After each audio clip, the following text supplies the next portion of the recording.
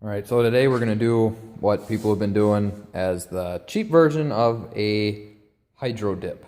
All we're going to do is spray paint with a thing of water. Now I have just a pail of water. Make sure the water is still, not swirling or doing whatever when you fill it with a hose or whatever you fill it with. And then I've got my colors. I've got black, silver, green, and orange. And I found out, now these black and silver, I bought them metallic because I thought it would look cool.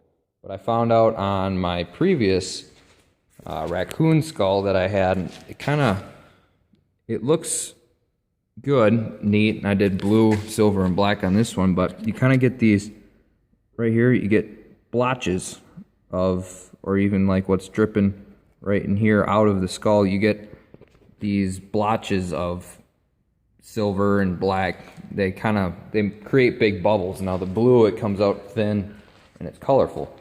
But today we're going to do coyote skull, coyote skull. Yep, that's what it is. I had a fox skull too. I don't know what happened to that. But anyways, we're going to do a coyote skull. We're going to do black, silver, green, and orange. And then hopefully it turns out alright. But what you want to do is you just want to start out, make sure they're shooken, and you just start spraying. And it'll make a ring. And you put in your silver.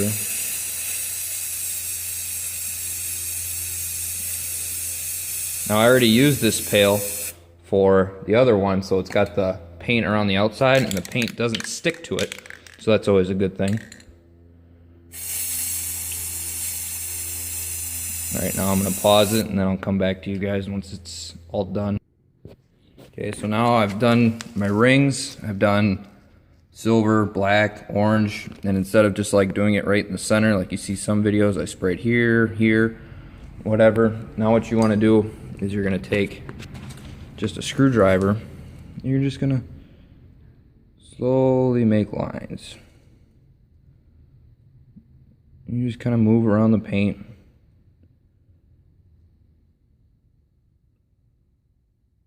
Until you get the design you want. Some people, they kind of swish it really quick and make it all swirled around. I'll go slow. Just make some cooler lines. And you want to make sure, now I did mine in a pail. Now let's say you're going to do a deer skull. You might want to use a tote or even a wheelbarrow because you might not be able to get enough paint to cover the entire area. Like I don't even know if this will cover the whole area of the skull or not. But the cool part about this type of hydro dip, or hydro dip in general, you can dip it as many times as you want.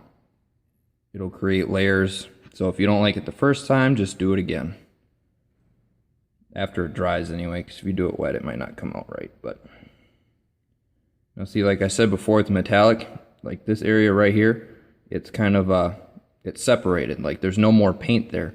If you use metallic paint, it separates it, which I don't know if that's good or not, but it works. So you kind of still see the white of the skull in some areas. I'm trying to get more orange to the center.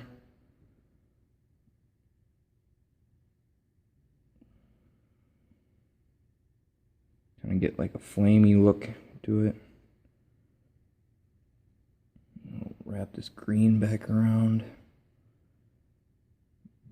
There. See, like I may have not used enough paint. But that's okay because you can do it again. So then what I'm going to do is I'm going to grab, if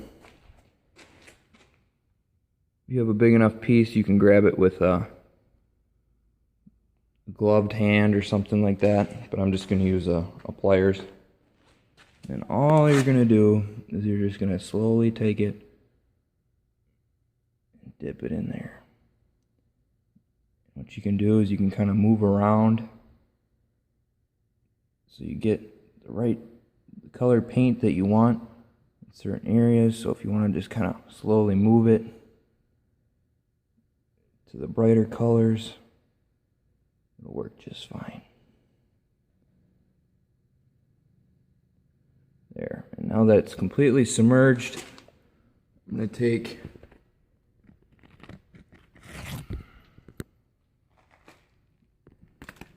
just this piece of cardboard, and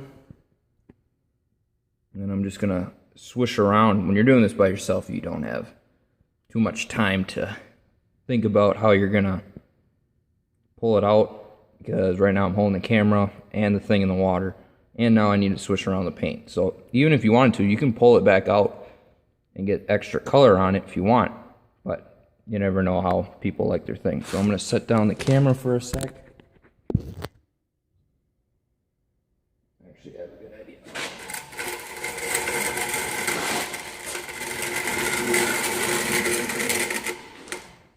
So I set that down. Still got the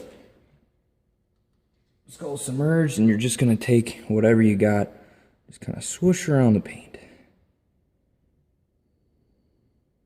Just try not to touch the skull.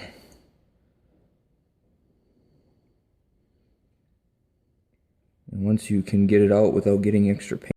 So then once you decide to pull it out and you get, you're able to actually get it out, you get your cheap way of doing the hydro dip skull. And like, I sprayed enough black and silver in there, but some of it didn't show, and you have some areas that don't have, like the one right there, but it still looks alright. And you got that little spot right there where maybe an air bubble didn't hit, or where there wasn't enough paint, but it's still, you still have a hydro dip skull. And that's how you do it with spray paint.